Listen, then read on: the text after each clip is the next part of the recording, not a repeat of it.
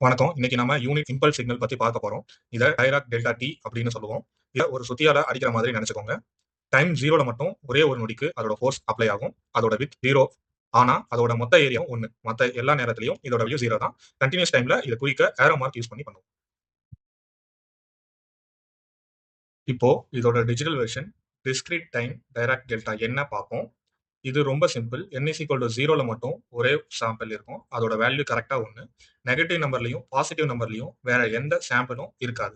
எல்லாம் 0 தான். கடைசியா டைம் ஷிஃப்டிங். இந்த இம்பல்ஸ் சிக்னல் 3 செகண்ட்ஸ் டிலே பண்ணா டைராக் டெல்டா t - 3 கிடைக்கும். t = 3 வரைக்கும் சிக்னல் அமைதியா இருக்கும். கரெக்ட்டா 3 செகண்ட்ஸ்ல அந்த இம்பல்ஸ் ஹிட் ஆகும். அப்போ அதோட வேல்யூ கிட்டத்தட்ட அதோட ஏரியா 1ல இருக்கும். இங்க நிறைய பேருக்கு ஒரு பெரிய டவுட் வரும். t = 0ல ஹைட் 1 நினைப்பாங்க. ஆனா அது தப்பு. கன்டினியூஸ் டைம்ல இதோட ஹைட் இன்ஃபினிட்டி. நாம பக்கத்துல எழுதுற 1 இதோட ஹைட் கிடையாது. அதோட ஏரியா. இது எப்படி வேலை செய்யுதுன்னு ஒரு குட்டி சிமுலேஷன் மூலமா பார்ப்போம். இங்க ஒரு செவ்வகம் இருக்கு. இதோட விட்த் 2.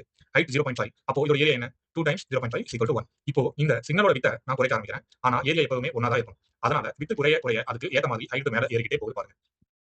கடைசியா இந்த வித்த நான் கரெக்ட்டா 0க்கு கொண்டு வந்தா என்ன ஆகும்?